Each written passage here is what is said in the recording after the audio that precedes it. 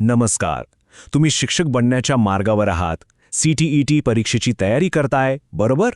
मग मराठी अध्यापनशास्त्र हा विषय तुमच्यासाठी किती महत्त्वाचा आहे हे वेगळं सांगायला नको. चला तर मग आजच्या या सेशनमध्ये आपण याच विषयातले काही महत्त्वाचे मुद्दे एकदम सोप्या भाषेत समजून घेऊया, जे परीक्षेसाठी खूप कामी येतील.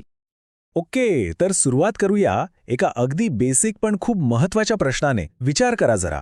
लहान मुलांना त्यांची मातृभाषा म्हणजे आईची भाषा एकदम सोप्या आणि परिणामकारक पद्धतीने शिकवायची कशी? हे मोठं आव्हान आहे नाही का?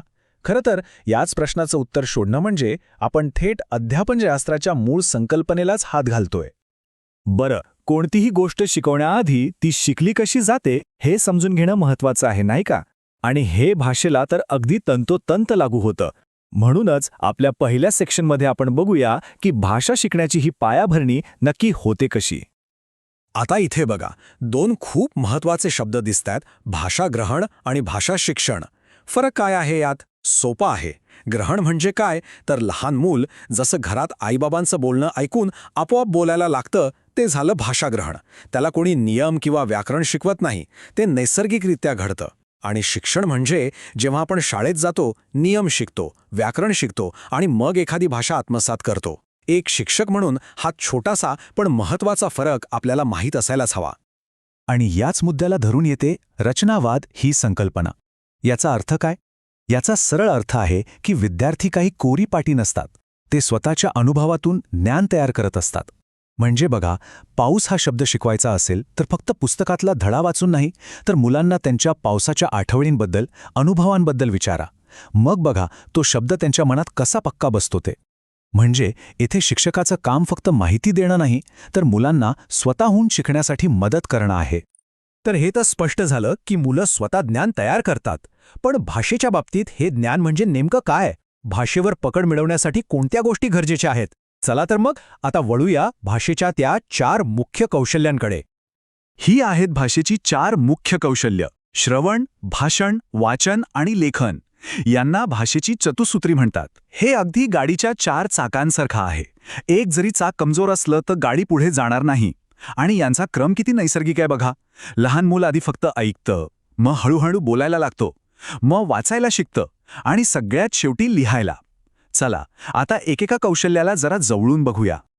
सगळ्यात पहिलं आणि सगळ्यात महत्त्वाचं कौशल्य श्रवण म्हणजे ऐकणं. तर भाषेचा पायाच आहे. विचार करा ना, जर आपण काही ऐकलंच नाही तर बोलणार काय? म्हणूनच वर्गात मुलांना शांतपणे लक्ष देऊन ऐकण्याची संधी देणं खूप गरजेचं आहे.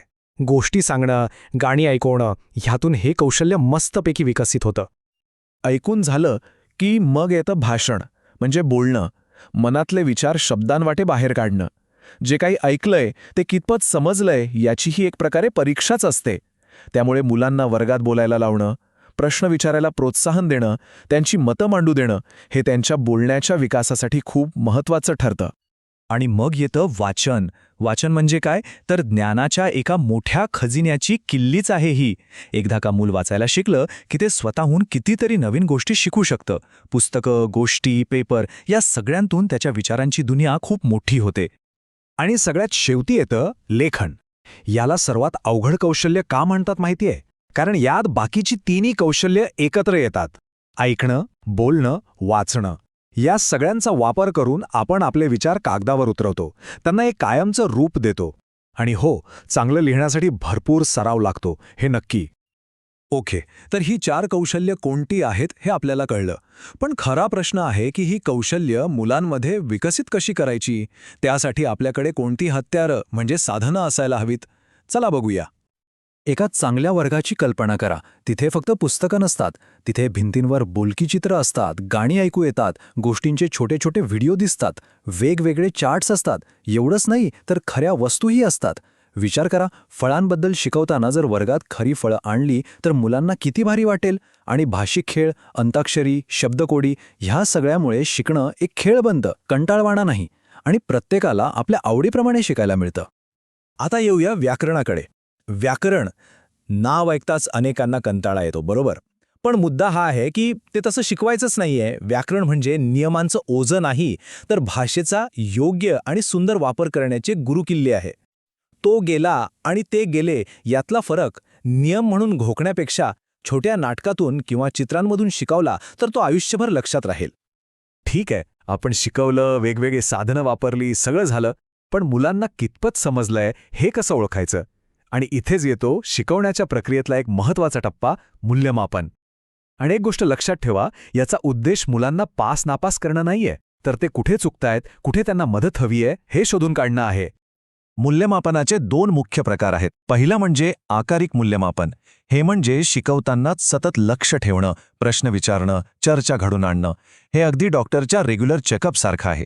आणि दुसरं आहे संकलित मूल्यमापन, म्हणजे सत्राच्या किंवा वर्षाच्या शेवटी होणारी फायनल परीक्षा. हे म्हणजे मोठ्या ऑपरेशनसारखं, जे अंतिम निकाल देतं. आणि चांगल्या शिक्षणासाठी हे दोन्हीही तितकेच महत्त्वाचे आहेत. बरं, मूल्यमापनातून आपल्याला मुलांच्या अडचणी कळाल्या. आता पुढे काय? त्यावरचा उपाय आहे उपचारात्मक शिक्षण. सोप्पं आहे. जसं डॉक्टर आजाराचं निदान करून औषध देतो ना, तसंच शिक्षक मुलांची अडचण ओळखून त्यांना खास मदत करतात, मार्गदर्शन करतात. हा एक खूप पॉझिटिव्ह आणि महत्त्वाचा दृष्टिकोन आहे. आणि आता जाता जाता एका महत्त्वाच्या प्रश्नावर विचार करूया. भाषा शिकवण्याचं आपलं अंतिम ध्येय काय असायला हवं? फक्त परीक्षेत चांगले मार्क मिळवून देणं, की मुलांना त्यांचे विचार, त्यांच्या भावना प्रभावीपणे मांडता याव्यात आणि इतरांचं म्हणणं समजून घेता यावं यासाठी तयार करणं? या प्रश्नाचं उत्तरच उत्तम शिक्षणाचा पाया आहे.